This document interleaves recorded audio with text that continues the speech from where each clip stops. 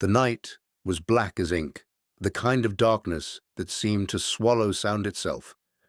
On the morning of May 24th, 1944, the crew of USS England moved like ghosts over the deck, each man attuned to the ocean's rhythm, to the faint hums and vibrations beneath them. Soundman second class, John Prock pressed his headphones against his ears, the cold metal of the headset biting into his skin. 300 feet below, the Pacific rolled in near-silent waves, carrying secrets that could kill. For 6 hours he had been listening, 6 hours of the same endless pulse, searching for the telltale mechanical whisper of enemy submarines. His back ached, his head throbbed, and the coffee he had poured hours ago had gone cold. He barely noticed. Before we jump back in, tell us where you're tuning in from, and if this story touches you, make sure you're subscribed, because tomorrow I've saved something extra special for you. Then it came. The faintest vibration, a mechanical note that cut through the underwater static, propeller cavitation, the subtle thrum of a machine trying to escape. Row 116, one of the Japanese submarines the Navy had identified in their latest intelligence sweep, was down there somewhere, thinking it could evade the hunter lying in wait above. Prock's hands moved instinctively over the sonar controls, translating sound into certainty. He knew what would come next. Lieutenant John Williamson, standing on the bridge, understood it too. He had studied this moment in excruciating detail, drilled his crew for months, until the movement of the submarine felt almost like a visible thing on the screen. 24 projectiles, each armed with 35 pounds of Torpex, would arc silently through the night, plunging into the Pacific. If they hit, metal would tear, compartments would flood, men would die. If they missed, the submarine would escape, and the hunt would begin anew. But this one was different.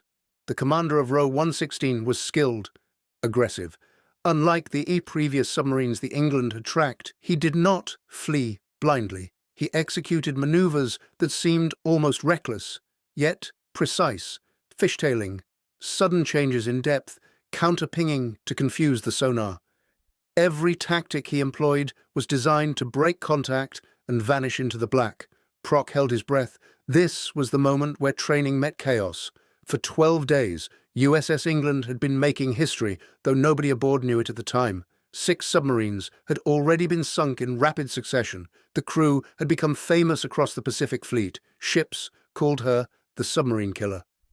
Radio chatter carried rumors of her almost mystical effectiveness. Yet none of this mattered now. All that mattered was the next 20 minutes, and whether the crew could outthink a Japanese commander who had studied every nuance of American anti-submarine warfare. The Pacific was a dangerous teacher. Japanese doctrine emphasized reconnaissance and fleet support rather than simple commerce raiding. Submarines were meant to scout ahead, report enemy positions, and strike capital ships when opportunities arose. Each loss was not just a tactical setback, it was a strategic wound, one that reverberated through the Japanese command. And yet, for all their sophistication, the submarines suffered from one critical flaw. American technology had begun to close the gap. Sonar, radar, and the revolutionary Hedgehog forward-firing mortars had changed the rules of engagement. The physics of underwater detection had always favored the submarine. As a destroyer approached a target, a blind spot formed directly beneath the ship, the sonar echo merging with the outgoing pulse, creating a window of opportunity for escape. Depth charges, for all their destructive power, exploded whether they hit or missed, disrupting sonar for half an hour or more.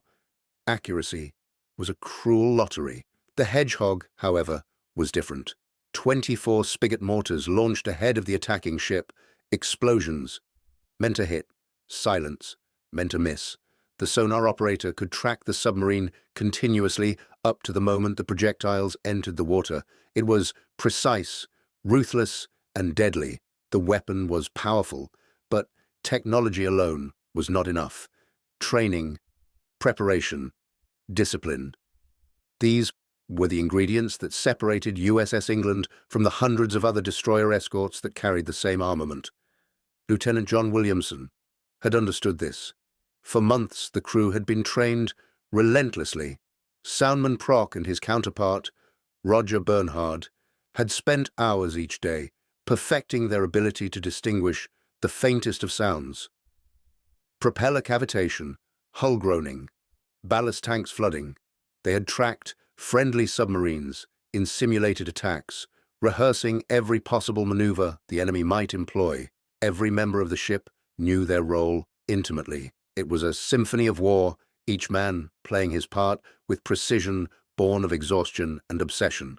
When the first Hedgehog salvo fired, Row 116 responded immediately, twisting and diving with a speed that almost seemed unnatural. The sonar screen blurred with erratic movement. Prock adjusted the gain, toggled the pulses, filtered the noise. The ship moved in synchrony, guided by Williamson's calm, calculating orders. Fire, miss. Each salvo tested not just the ship's weaponry, but the crew's resolve. Above deck, the morning light had not yet broken. The tension was palpable. Lieutenant Commander Walton Pendleton, the ship's commanding officer, watched from the bridge. He understood the value of trusting Williamson's expertise. The executive officer's obsession with anti-submarine warfare was unmatched. Under his guidance, USS England was no longer merely a destroyer escort. She had become a hunting instrument, a predator of the deep, executing maneuvers with the precision of a machine but the intelligence of a seasoned crew. The Japanese commander, Okabe Tishi, believed he had prepared for this. 9 previous war patrols had taught him the strengths and weaknesses of the American Navy. He had studied their patterns, their doctrines, their limitations. He knew about the blind spot, the delays in depth charge effectiveness. He had deployed counter-pinging, rapid depth changes, unpredictable fishtailing. And yet, for all his skill, he was about to collide with a reality he could not fully grasp. Williamson waited. He studied the pattern, the subtle deviations, the tiny cues the submarine betrayed under stress. And then he acted. He adjusted the firing solution, anticipating the commander's instinctive reaction. Fire. This time, the Hedgehogs landed exactly where they needed to. The sonar operators reported explosions, hull integrity compromised, compartment flooding. Row 116 was mortally wounded. Slowly, impossibly, she sank beneath the Pacific waves. 56 men aboard, gone in a matter of hours, swept away into the cold, indifferent depths. The crew exhaled collectively, though only briefly. Intelligence intercepted. The next day revealed more targets. The operation was far from over. Over the next several days, USS England would engage Row 104, Row 106, Row 108, and others, each hunt a meticulous, nerve-shredding ballet of detection, pursuit, and destruction. Each kill confirmed not only the technological advantage of the Hedgehog, but the lethal efficacy of the training regimen that Williamson had imposed. For the Japanese Navy, the effect was catastrophic. Submarine commanders who had once operated with confidence now moved cautiously, submerged more often, avoided patrol areas. Reconnaissance failed. Fleet movements went largely undetected. In a war where intelligence was as crucial as firepower, these losses had ramifications that extended far beyond the immediate tactical victories. USS England's success was as much a story of human resilience as of technology.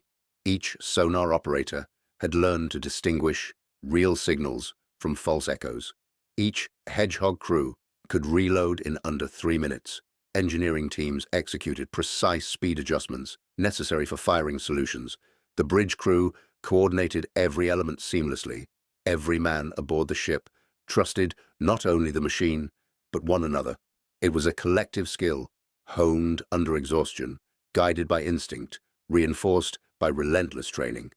The destruction of Scouting Line NA in May 1944 had broader strategic consequences. The Battle of the Philippine Sea would unfold weeks later, under conditions heavily influenced by the absence of effective Japanese reconnaissance.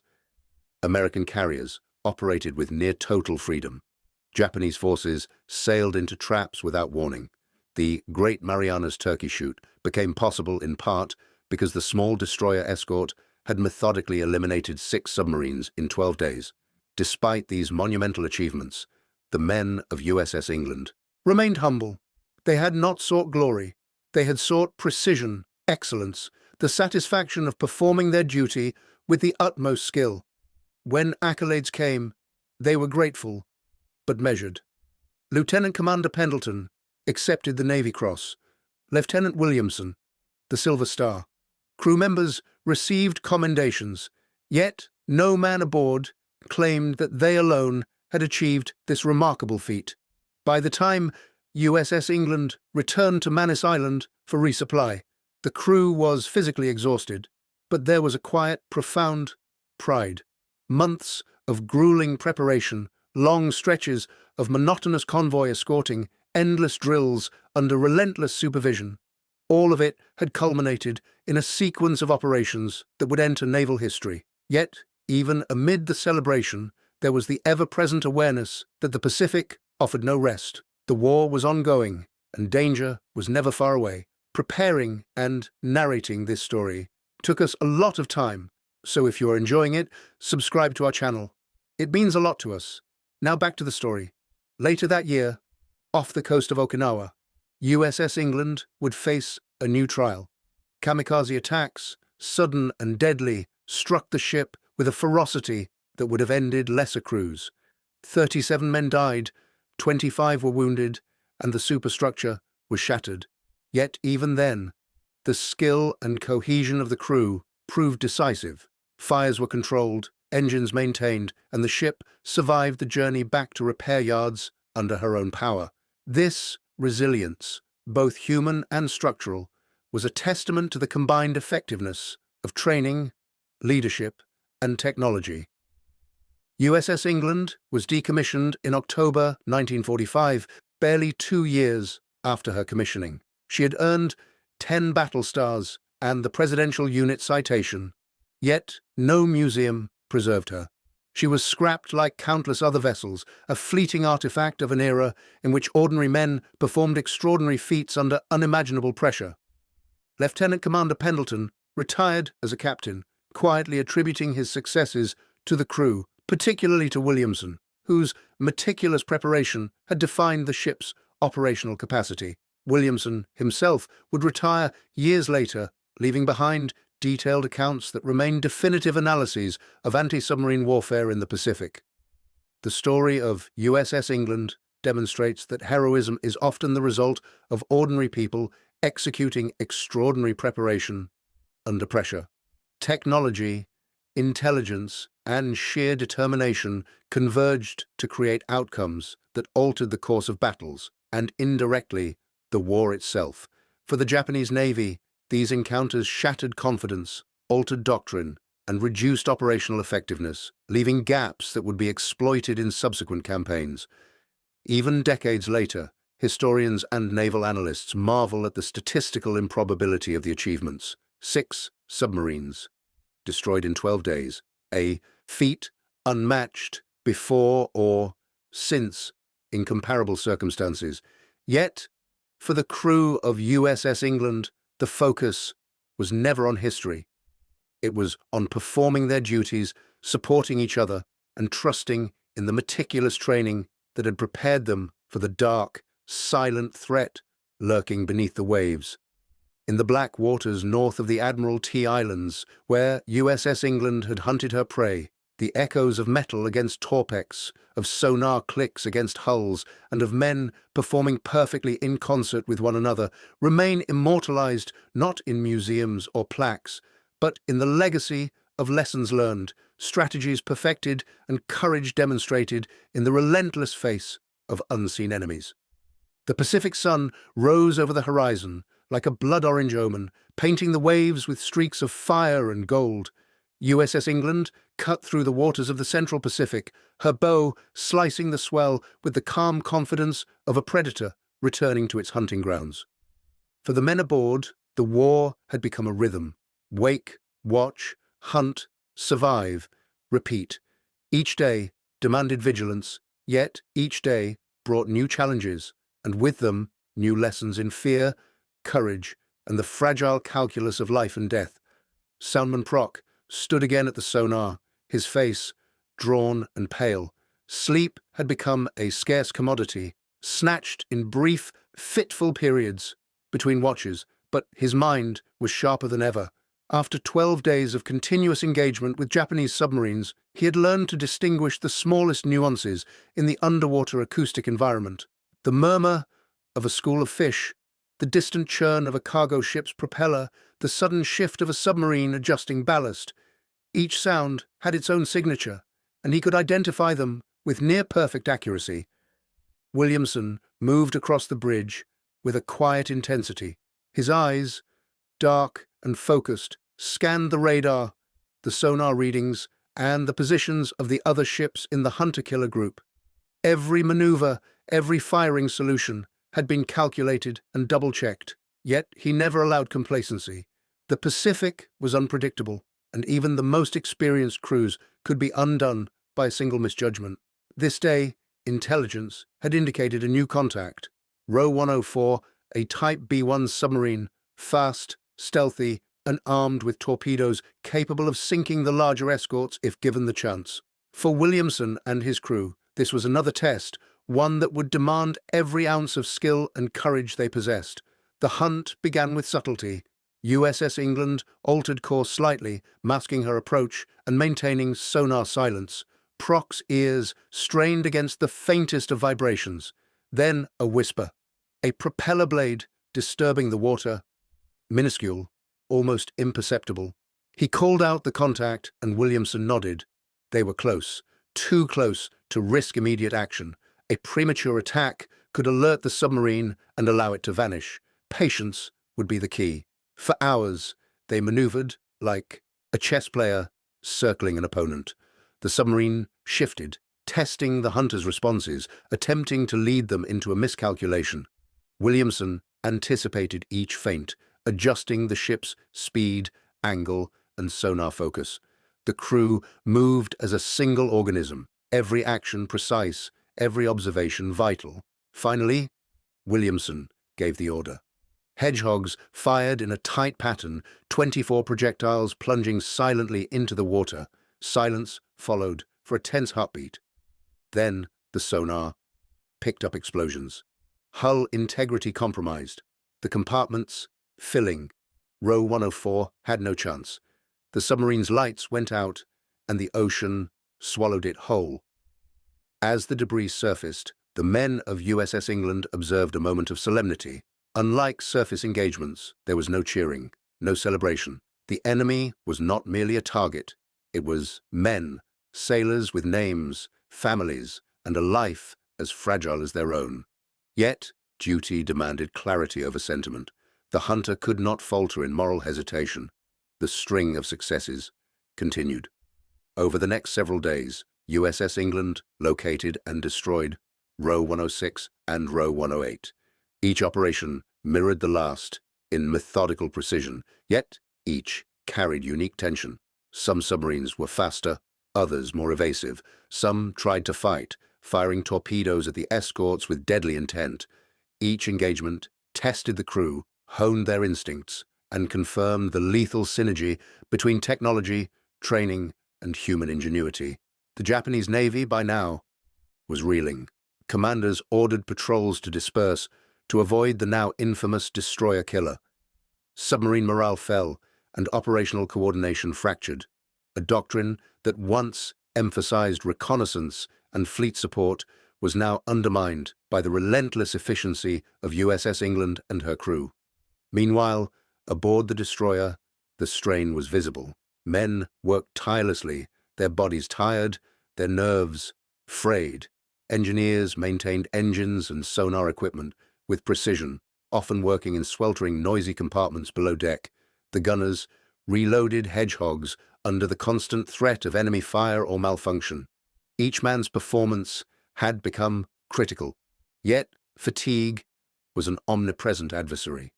Williamson knew this. He encouraged brief moments of camaraderie, shared coffee, and quiet words. He reminded them that their work, though repetitive, was essential, and that discipline, combined with intuition, had made them unmatched. Commander Pendleton observed from the bridge. proud yet aware of the silent sacrifices being made below. Every life preserved on the ship depended on the meticulous execution of these routines, yet the psychological toll was invisible, gnawing quietly at each man. By mid-May, USS England had achieved what no other vessel had: 6 submarines destroyed in 12 days, a feat unprecedented in naval history. Yet, the reality of their accomplishments remained abstract to the wider world. Reports filtered to command. Channels, intelligence briefings celebrated the efficiency, but the human cost, the sleepless nights, the tension, the moments of fear, was known only to the men who lived it. Prock, in the quiet hours after his watch, often found himself reflecting on the lives extinguished beneath the waves. He did not dwell in guilt. He understood the necessity of his actions, but the faces of the Japanese submariners sometimes visited him in dreams, their eyes wide with fear, the cold inevitability of the sea around them. It was a reminder of the thin line separating hunter and hunted, and of the fragility of human life in war. The successes of USS England began to shape broader strategy. With Japanese submarine reconnaissance effectively neutralized, American forces gained operational freedom. Carrier task forces moved with reduced risk, supply lines remained more secure, and the Battle of the Philippine Sea, weeks later, would see the Japanese Navy suffer staggering losses in aircraft and personnel. The strategic advantage gained by the precision and determination of a single destroyer escort proved to be a force multiplier on a scale that few could have anticipated. Yet, war is relentless. By late 1944, new threats emerged. Kamikaze attacks, unpredictable and lethal, targeted the ship. On one fateful morning off Okinawa, USS England faced a coordinated attack. Planes dove from the sky, wings aflame, intent on destruction. Explosions tore through the air and deck, sending shrapnel and fire across the vessel. Men screamed, shouted orders, and fought fires with a single-minded determination born of necessity. 37 were killed, 25 wounded. Yet, the ship endured. The aftermath was grim. Medical teams worked tirelessly to treat injuries. Engineers repaired critical systems, and the crew pulled together in exhaustion and determination. Williamson, Pendleton, and the senior officers coordinated recovery efforts with efficiency that prevented further loss of life. For the men, survival was not just a matter of skill, but of trust in one another, in training, in the ship itself. Over time, the legacy of USS England became clearer. Her operational record stood as a testament to the evolution of naval warfare. The combination of sonar, hedgehog technology, and disciplined, intelligent crews had redefined anti-submarine operations. Other ships adopted similar training regimens and equipment, but few achieved the seamless coordination that Williamson and his team had mastered. After the war, the ship was decommissioned, her physical presence erased, scrapped like many vessels of her era. Yet, her story endured, preserved in official records, tactical analyses, and the memories of the men who had served aboard her. Lieutenant Commander Pendleton and Lieutenant Williamson documented the operations meticulously, ensuring that future generations of naval officers could study and learn from their successes and failures. For the men, the war left deep impressions. Prock returned home with a quiet introspection, haunted occasionally by the faces of men lost beneath the waves. Others struggled with memories of fire, destruction, and the fragile line between life and death at sea. Yet there was also pride, a recognition that their skill, discipline, and courage had shaped the course of history. Decades later, naval historians would marvel at the statistical improbability of the achievements. 6 submarines in 12 days, perfect coordination, tactical brilliance. The feat remained unmatched, a combination of human skill, technological advantage, and sheer determination that altered the trajectory of campaigns and lives alike. USS England's story illustrates the essence of naval warfare in the Pacific: meticulous preparation, trust in one's comrades, mastery of technology, and the courage to act decisively in the face of invisible, lethal threats. In the depths of the Pacific, men fought battles that were silent, unseen, and deadly. Their triumphs were measured not in applause, but in the survival of fleets, the protection of convoys, and the ultimate contribution to victory. Even as the ship vanished from physical memory, her influence remained.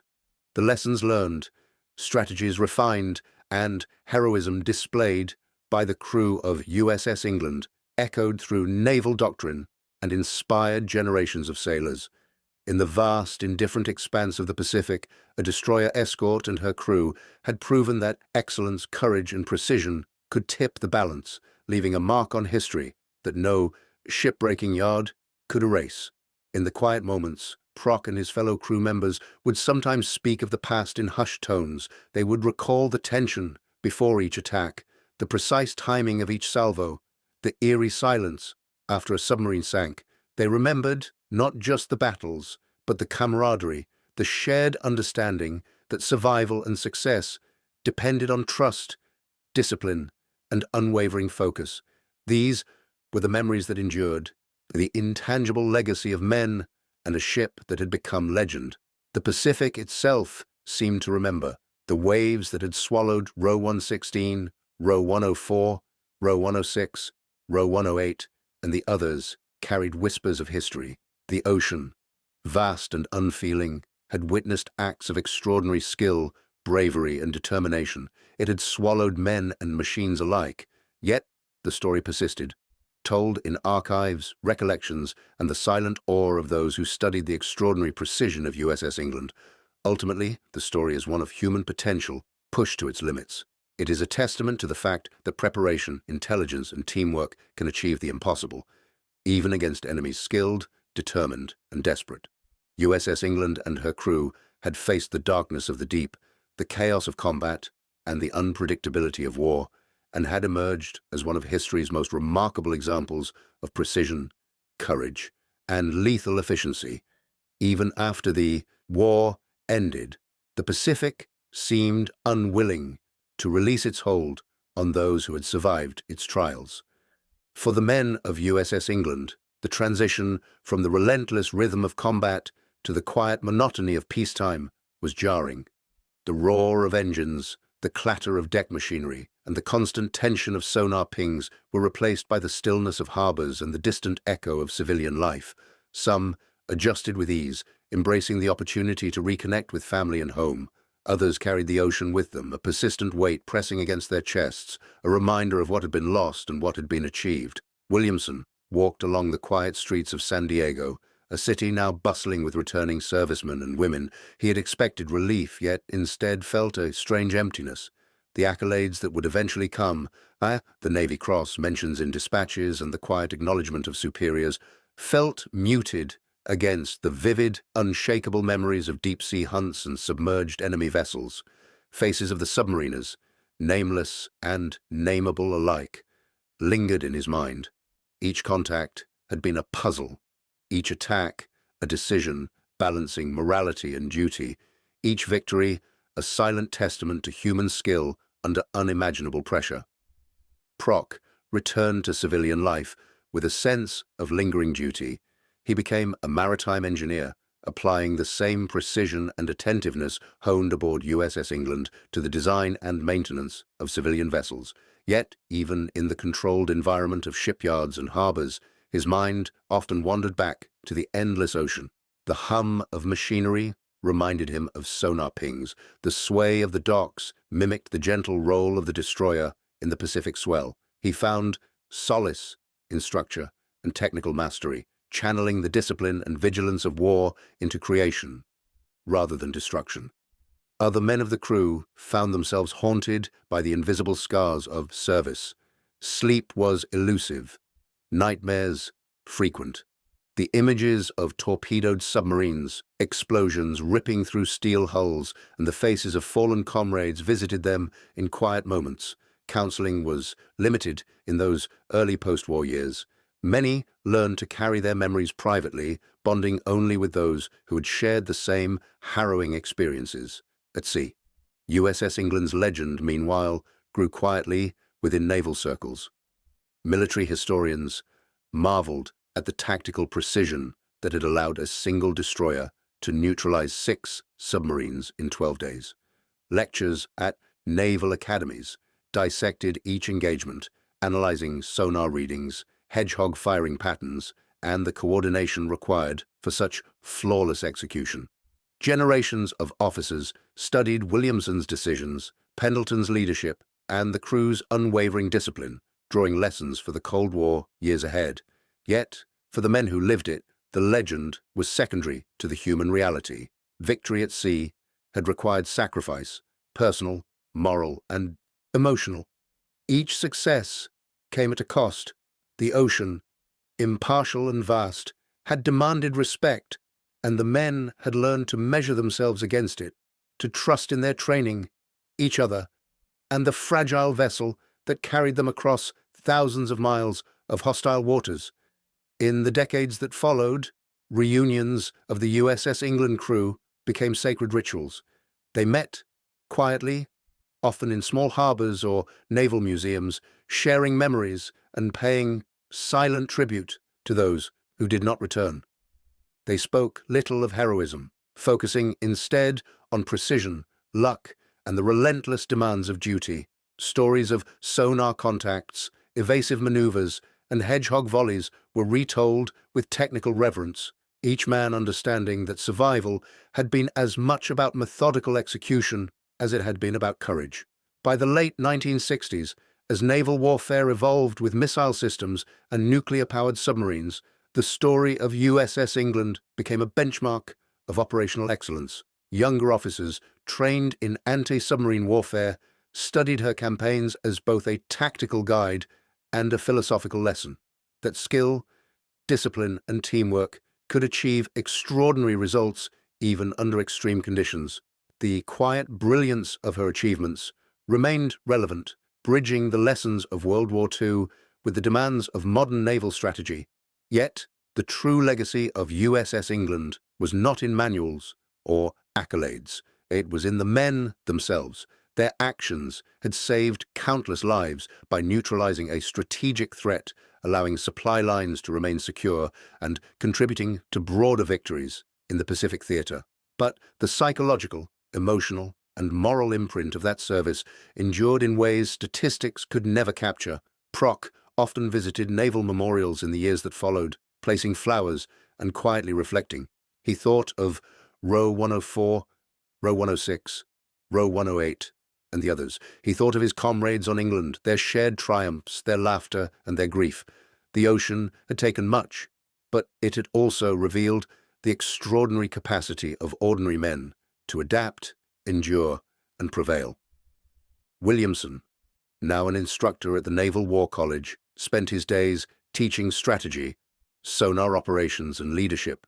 But in the evenings, he would sometimes recall the hush of the Pacific depths, the tension of tracking a silent submarine, and the fleeting exhilaration of a perfectly executed attack. He spoke in lectures of duty and precision, but in quiet moments, he acknowledged the cost, the weight of decision-making when every action carried the potential for life or death. The story of USS England, like the ocean itself, was layered and complex. It was not a tale of heroism in the conventional sense. It was a story of mastery over circumstance, of human ingenuity and discipline, of courage, balanced with prudence. It was a narrative that intertwined human frailty with technical prowess, where the fate of men and machines depended on split-second decisions, clarity of mind, and unwavering trust. Historians later reflected on the broader implications. The USS England campaign highlighted the transformative impact of anti-submarine warfare, the importance of intelligence, and the integration of technology with human skill. It underscored that small units, when operating with precision and coordination, could exert disproportionate influence on the course of larger conflicts. In the Pacific, this reality had saved lives, protected supply lines, and contributed to decisive victories. Yet, beyond history books and naval academies, the human story remained. It was in the quiet recollections of men who had faced death beneath the waves, in the camaraderie forged under pressure and in the lingering awe of what disciplined human effort could achieve. The Pacific remained vast, indifferent, and eternal. But within it, the deeds of USS England had carved a narrative of precision, courage, and enduring legacy. The years passed, the crew aged, the ocean remained, and the memory of their service endured. Monuments were erected, plaques inscribed with names, and the story preserved in archives. Families of the crew carried on traditions, passing stories to younger generations, and somewhere in the ebb and flow of the Pacific, the silent ghosts of submarines and destroyers alike seemed to whisper of battles fought, won, and remembered. Prock, in his final years, often returned to the coast.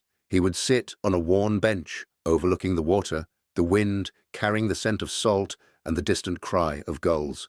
He reflected, not with bitterness, but with understanding.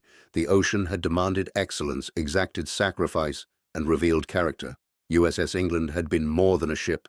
It had been a crucible, and in that crucible, men had discovered the limits and possibilities of courage, skill, and human will. And on one such evening, as the sun sank low, painting the waves in gold and crimson, Prock whispered a quiet acknowledgement.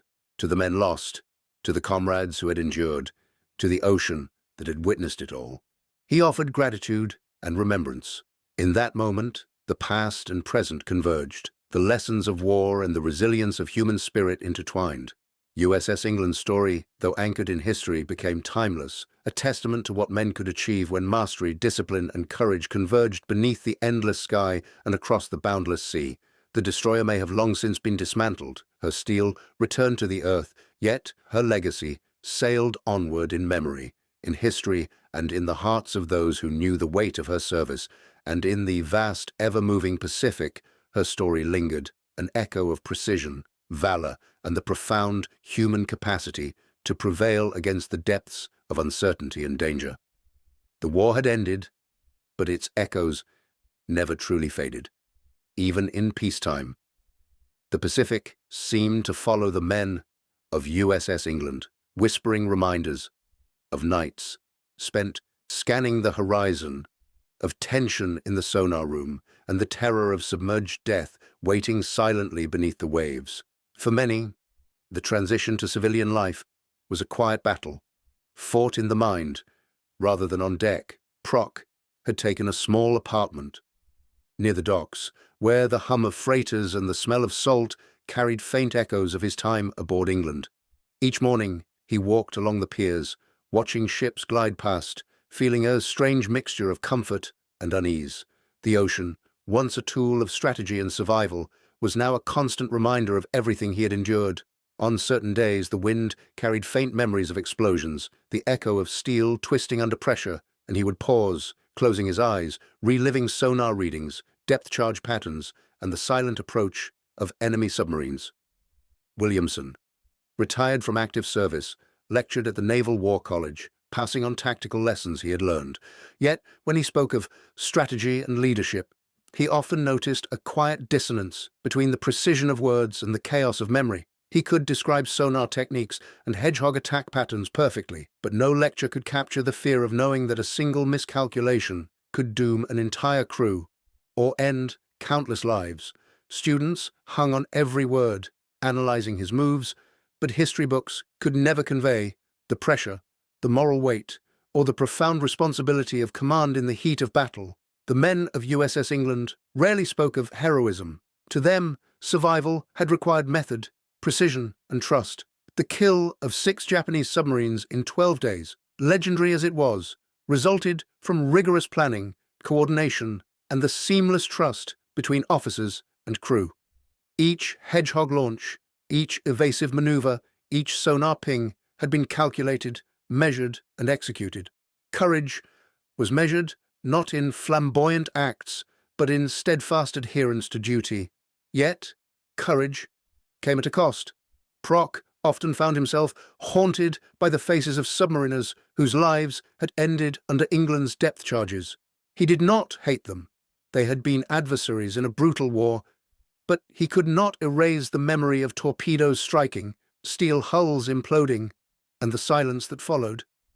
In quiet nights, he lay awake, imagining families on distant islands, reflecting on the strange intersection of morality and necessity that war demanded.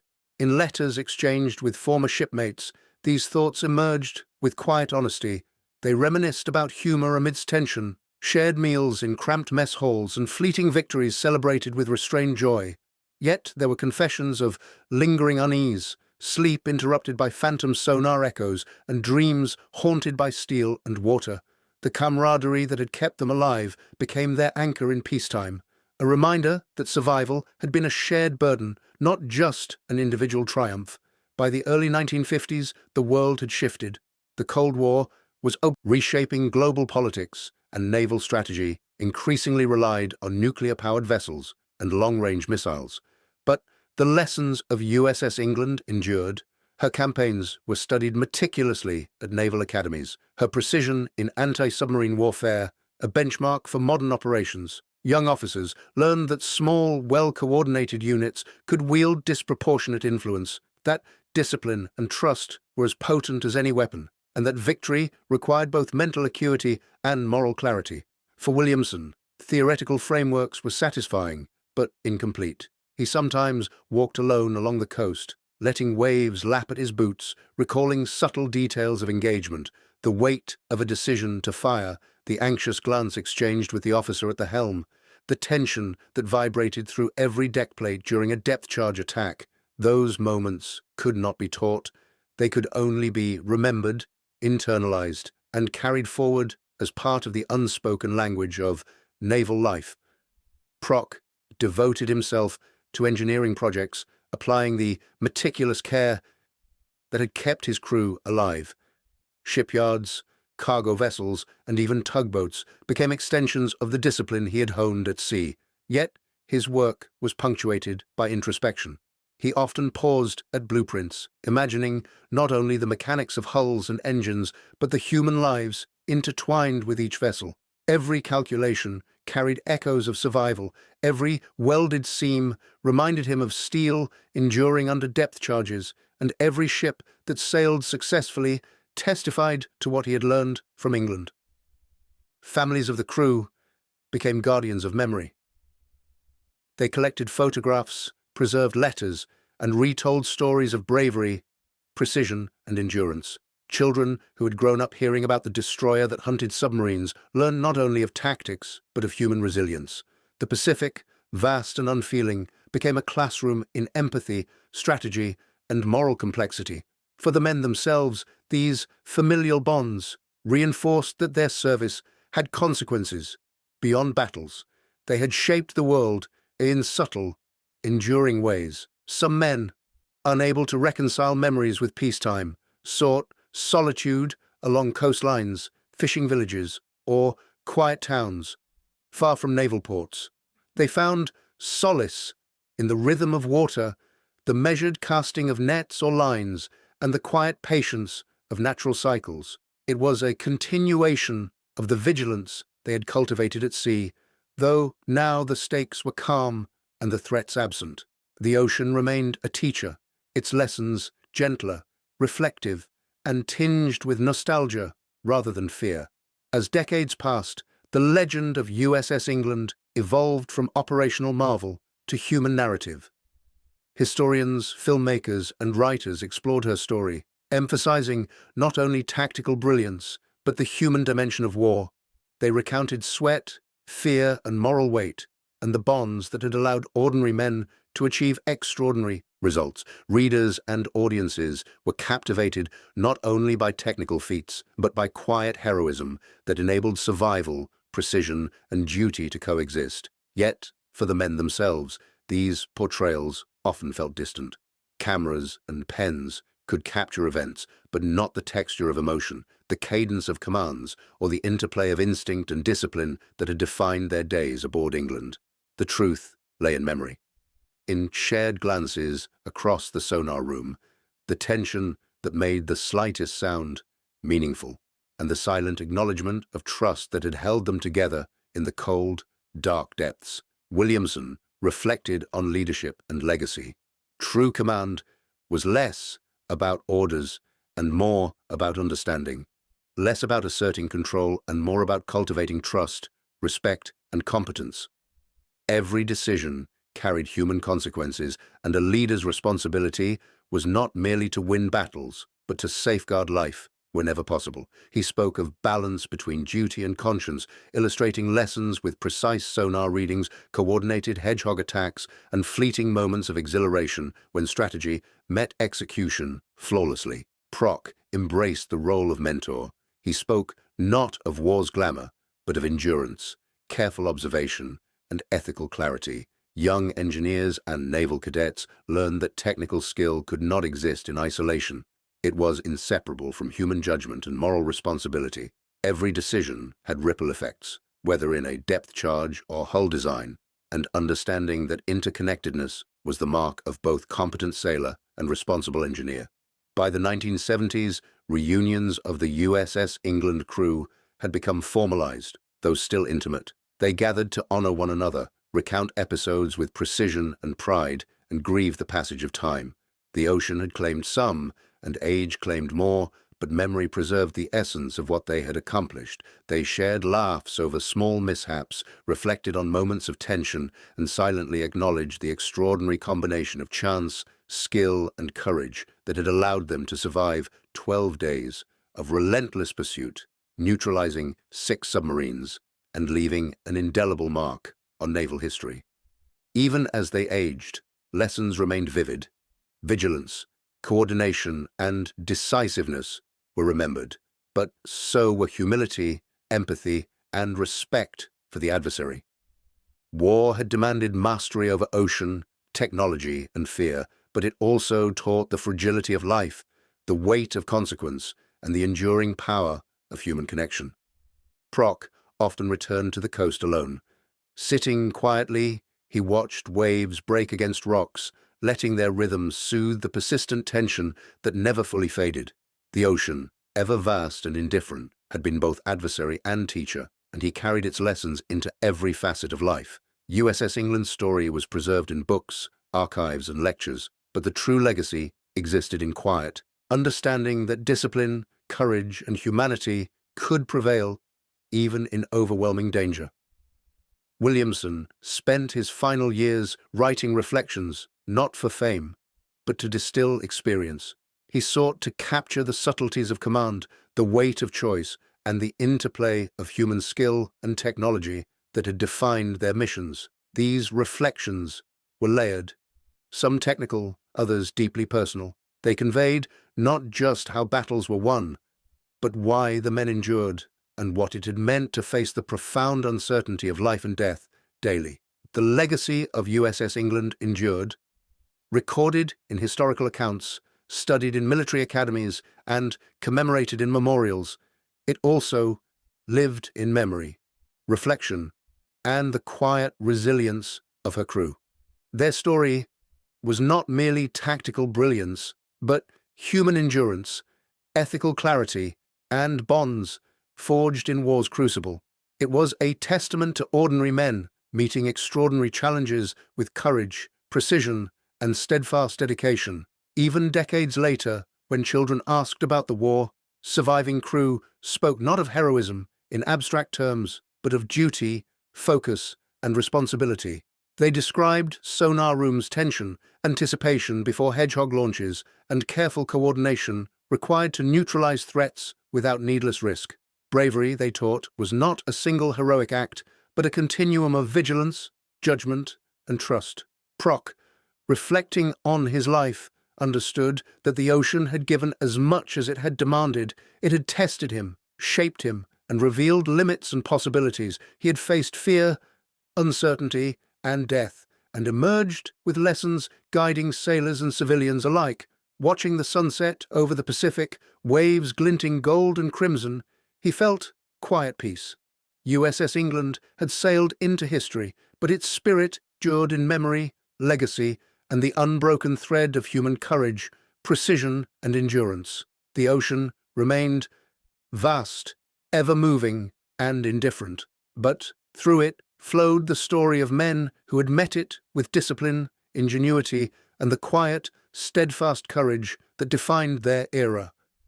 Up next, you've got two more standout stories right on your screen. If this one hit the mark, you won't want to pass these up. Just click and check them out. And don't forget to subscribe and turn on the notification bell so you don't miss any upload from us.